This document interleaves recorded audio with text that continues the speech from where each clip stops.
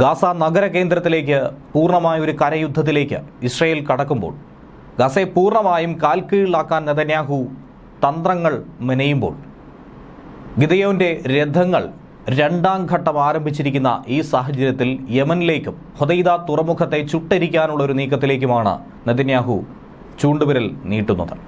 ഹൂതികളെ ഒക്കെ തന്നെ പൂർണ്ണമായും ഇല്ലാതാക്കി മുന്നോട്ട് നീങ്ങാനുള്ള ഒരു ശ്രമത്തിലാണ് ഇസ്രയേൽ ഉള്ളത്. കാരണം ഗാസയെ പിടിച്ചെടുക്കാൻ ശ്രമിക്കുമ്പോൾ പല കോണിൽ നിന്നും ഹൂതികളുടെ ആക്രമണം ചെങ്കടലിലായിരുന്നാലും യമനിൽ നിന്നായിരുന്നാലും തങ്ങൾക്ക് ഭീഷണിയായി ഉണ്ടാകും. അതൊഴിവാക്കാൻ വേണ്ടിയിട്ടാണ് ഹൂതികളെ തീർക്കാൻ ഇസ്രയേൽ തയ്യാറെടുക്കുന്നത്. ഹൊദൈദ തുറമുഖം ഉടൻ തന്നെ ഒഴിയേണ്ടി വരുമെന്നാണ് ഇസ്രയേലിൻ്റെ താക്കീത്. വരും മണിക്കൂറുകളിൽ ആ മേഖല പൂർണ്ണമായും ഇസ്രയേൽ ആക്രമിക്കാൻ സജ്ജമായിരിക്കുന്നു. ഇസ്രയേൽ സൈന്യം പോർമുന തേച്ചുമിനുക്കി റെഡിയായി തന്നെ ഇരിക്കുന്നു. ആക്രമണത്തിന് മുന്നേ തുറമുഖ നഗരത്തിലെ താമസക്കാരോട്, പ്രദേശവാസികളോടാണ് ഇസ്രയേൽ പ്രതിരോധ സേന ഒഴിഞ്ഞു മാറണമെന്ന് ആവശ്യപ്പെട്ടതായി IDF വക്താവ് കേണൽ അവിചായ് അദ്രായേൽ അഭ്യർത്ഥിച്ചിരിക്കുന്നത്. അദ്ദേഹം പറഞ്ഞതിങ്ങനെയായിരുന്നു: യമനിലെ ഹൊദൈദ തുറമുഖത്ത് സന്നിഹിതരായിട്ടുള്ള എല്ലാവർക്കും അടിയന്തരമായൊരു മുന്നറിയിപ്പ് നൽകുന്നു. ഭീകരവാദികളായ ഹൂതി ഭരണകൂടം നടത്തുന്ന സൈനിക പ്രവർത്തനങ്ങളുടെ വെളിച്ചത്തിൽ ഭൂപടത്തിൽ വ്യക്തമാക്കിയ പ്രദേശത്ത് പ്രതിരോധ സൈന്യം വരും മണിക്കൂറുകളിൽ ശക്തമായ ആക്രമണം നടത്തുമെന്നാണ് പറഞ്ഞിരിക്കുന്നത്. അതുകൊണ്ട് തന്നെ നിങ്ങളുടെ സുരക്ഷ കരുതി ഹുദൈദ തുറമുഖത്തുണ്ടായിരുന്ന എല്ലാവരും, അവിടെ നങ്കൂരമിട്ടിരിക്കുന്ന എല്ലാ കപ്പലുകളോടും ഉടൻ തന്നെ സ്ഥലം വിടണമെന്നാണ് ഞങ്ങൾ അഭ്യർത്ഥിക്കുന്നത്. അല്ലാത്ത പക്ഷം ഉണ്ടാകുന്ന മാനഹാനികൾ അത് വളരെ വലുതായിരിക്കും. ഈ പ്രദേശത്ത് തന്നെ തുടരാൻ തീരുമാനിച്ച ഏതൊരാളും അവരുടെ ജീവൻ അപകടത്തിലാക്കുമെന്നും IDF വക്താവ് കൂട്ടിച്ചേർത്തു. ഇസ്രയേൽ വിമാനത്താവളത്തിൽ ഹൂതി വിമതരുടെ ഡ്രോൺ ആക്രമണത്തിന് മറുപടിയെന്നോണം തന്നെയാണ് ഇസ്രയേൽ യമനിൽ കനത്ത വ്യോമാക്രമണം നടത്തി ദിവസങ്ങൾക്ക് ശേഷം വീണ്ടും ശക്തമായ കനത്ത ആക്രമണത്തിലേക്ക് കടക്കുന്നു. വ്യോമാക്രമണം യമനിലും കരയുദ്ധം ഗാസയിലും. സെപ്റ്റംബർ 10 യമനിൽ നടത്തിയ ഇസ്രയേലി ആക്രമണങ്ങളിൽ ഏറ്റവും കുറഞ്ഞത് 46 പേർ കൊല്ലപ്പെട്ടു. 160-ലധികം പേർക്ക് പരിക്കും സംഭവിച്ചിട്ടുണ്ട്. ഇതിൽ ഭൂരിഭാഗം മേഖലയും രാജ്യത്തിൻ്റെ തലസ്ഥാനമായിട്ടുള്ള സനയിലാണ് എന്നുള്ളതാണ് മനസ്സിലാക്കേണ്ടത്. അവിടെ ഹൂതികളുടെ നിയന്ത്രണത്തിലുള്ള ആരോഗ്യ മന്ത്രാലയം ഇക്കാര്യം വ്യക്തമാക്കുകയും ചെയ്തിട്ടുണ്ട്. സനയിൽ ഒരു സൈനിക ആസ്ഥാനവും ഒരു ഇന്ധന സ്റ്റേഷനും ആക്രമണ സ്ഥലങ്ങളുടെ പട്ടികയിൽ ഉൾപ്പെട്ടിരിക്കുന്നുവെന്നാണ് ആരോഗ്യ മന്ത്രാലയത്തിൻ്റെ കണക്ക്. അവിടുത്തെ തന്നെ പ്രത്യേകിച്ചും ഹൂതികളുടെ നിയന്ത്രണത്തിനുള്ള ഉപഗ്രഹ വാർത്താ ചാനലായിട്ടുള്ള അൽ മസീറ സൈനിക കെട്ടിടത്തിന് തൊട്ടടുത്തുള്ള വീടുകൾക്കൊക്കെ സാരമായ കേടുപാടുകൾ സംഭവിച്ചുവെന്ന് തന്നെ ചൂണ്ടിക്കാട്ടുന്നുണ്ട്. അതിൻ്റെ ചില ദൃശ്യങ്ങളും സമൂഹ മാധ്യമങ്ങളിലൂടെ വൈറലായി പ്രചരിക്കുന്നുമുണ്ട്. ഇസ്രയേൽ അതിശക്തമായ ആക്രമണ പരമ്പരകൾക്ക് തന്നെയാണ് തുടക്കമിട്ടിരിക്കുന്നത്. ഒരു ദയയും നിങ്ങൾ ഒരു കാലത്തും ഞങ്ങളുടെ ഭാഗത്തു നിന്നും പ്രതീക്ഷിക്കേണ്ട. അതിൻ്റെ അതിർവരമ്പുകളൊക്കെ തന്നെ പിന്നിട്ടിരിക്കുന്നു. ഇസ്രയേൽ നടത്തുന്ന വ്യോമാക്രമണ പരമ്പരയിലെ തന്നെ ഏറ്റവും പുതിയ ആക്രമണം നടക്കാനിരിക്കുന്നു. ഓഗസ്റ്റ് 30 നടന്ന വ്യോമാക്രമണത്തിൽ ഹൂതി പ്രധാനമന്ത്രിയും മറ്റുന്നത ഉദ്യോഗസ്ഥരും കൊല്ലപ്പെട്ട സംഭവമുണ്ടായിരുന്നു. അതിൻ്റെ രണ്ടാം ഘട്ടമെന്ന രീതിയിലായിരിക്കണം നിങ്ങളിതിനെ നോക്കിക്കാണേണ്ടതെന്നാണ് നെതന്യാഹുവിൻ്റെ വാക്കുകൾ. ഇത് തന്നെ സംഭവിച്ചാലും ഇനി പിന്നോട്ടില്ല എന്നുള്ള വ്യക്തമായ സൂചന നൽകുന്നു. പ്രത്യേകിച്ച് ഒക്ടോബർ മാസം അടുക്കുന്ന സാഹചര്യത്തിൽ, രണ്ടാം വാർഷികത്തോടടുക്കുമ്പോൾ വലിയ തോതിലുള്ള ഒരാക്രമണ പരമ്പര തന്നെയാണ് ഇസ്രയേൽ മനസ്സിൽ കണക്ക് കൂട്ടുന്നതും. അതിനു മുന്നേ തന്നെ ബന്ദിമോചനവും അതോടൊപ്പം ഗാസ നഗരത്തിൻ്റെ പുനർനിർമ്മാണം ആരംഭിക്കാനുമുള്ള നീക്കങ്ങൾ, പൂർണ്ണമായ സൈനിക ഏറ്റെടുക്കൽ അത് പൂർത്തീകരിക്കുമെന്നും നെതന്യാഹു തന്നെ തറപ്പിച്ചു പറയുന്നു. ഗാസ നഗര കേന്ദ്രത്തിലേക്ക് ഇസ്രയേൽ പ്രതിരോധ സേന വൻതോതിൽ തന്നെ കരയുദ്ധം ആരംഭിച്ചിരിക്കുന്ന ഒരു സാഹചര്യമാണ്. അപ്പോഴാണ് അവിടെ ഗിദെയോന്റെ രഥങ്ങൾ രണ്ടാം ഭാഗമെന്ന പേരിൽ ഇപ്പോൾ ഒരു യുദ്ധ പ്രവർത്തനം തുടങ്ങിയിരിക്കുന്നത്. ഗാസയിലെ സായുധ പ്രതിരോധ ശക്തികൾ എന്തൊക്കെയുണ്ടോ അതിനെയൊക്കെ തന്നെ പൂർണ്ണമായും തച്ചു തകർക്കുക, കെട്ടിടങ്ങളെയൊക്കെ തന്നെ നിലംപതിക്കാനായി നിലംപൊത്തുന്ന രീതിയിലുള്ള അതിമാരകമായ ആക്രമണം കാഴ്ചവെക്കുക. അതിലൂടെ ഭീകരരാരും തന്നെ ഇനി തലവെക്കുക എന്നുള്ളത് മാത്രമല്ല, അവരുടെ അടിവേരടക്കം പിഴുതെറിയുക എന്നതാണ് പ്രധാന ലക്ഷ്യം. നഗരത്തെ അങ്ങനെ പൂർണ്ണമായും തങ്ങളുടെ അധീനതയിലാക്കാനും നിയന്ത്രണത്തിലാക്കാനും ഏതറ്റം വരെയും എന്തും ചെയ്യും എന്നുള്ളതാണ് ഇസ്രയേൽ ഇപ്പോൾ പറഞ്ഞിരിക്കുന്നത്. 10,000-കണക്കിന് സൈനികർ നഗരഹൃദയത്തിലേക്ക് കടന്നു കഴിഞ്ഞു.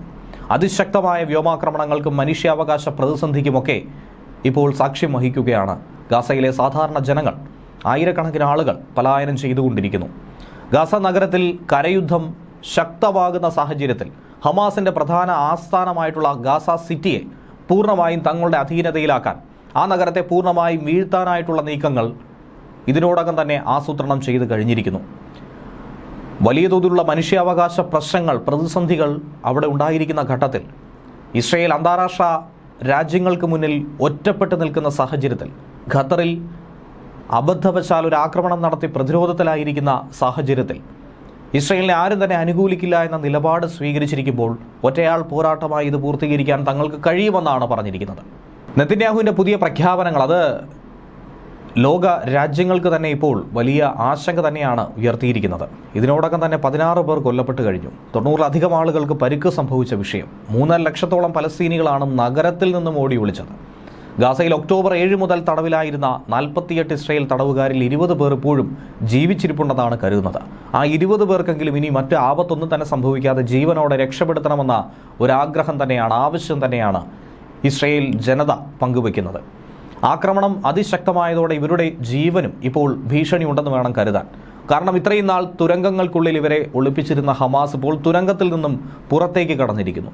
അവരെ മറ്റ് ജനങ്ങൾ കൂടുന്ന, പലസ്തീനികൾ ഒത്തുകൂടുന്ന സ്ഥലങ്ങളിലേക്ക് സാധാരണ ജനങ്ങളെ പോലെ പാർപ്പിക്കാനുള്ള നീക്കം ഹമാസ് തയ്യാറെടുത്ത് കഴിഞ്ഞിരിക്കുന്നു.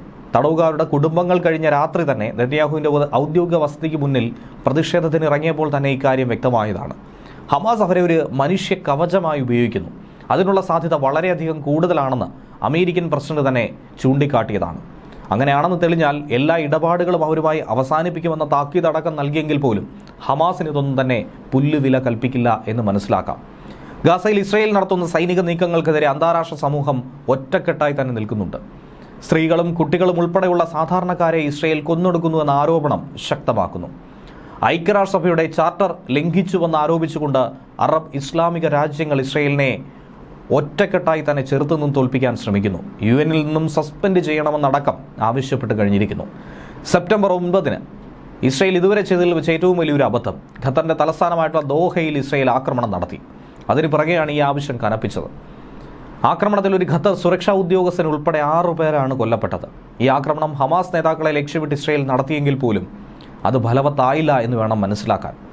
ദോഹ ആക്രമണത്തിന് ശേഷം ലീഗ് ഓഫ് അറബ് സ്റ്റേറ്റുകളുടെയും ഓർഗനൈസേഷൻ ഓഫ് ഇസ്ലാമിക് കോഓപ്പറേഷൻ്റെയും നേതാക്കൾ ദോഹയിൽ അടിയന്തര ഉച്ചകോടി വിളിച്ചു ചേർത്തിരുന്നു.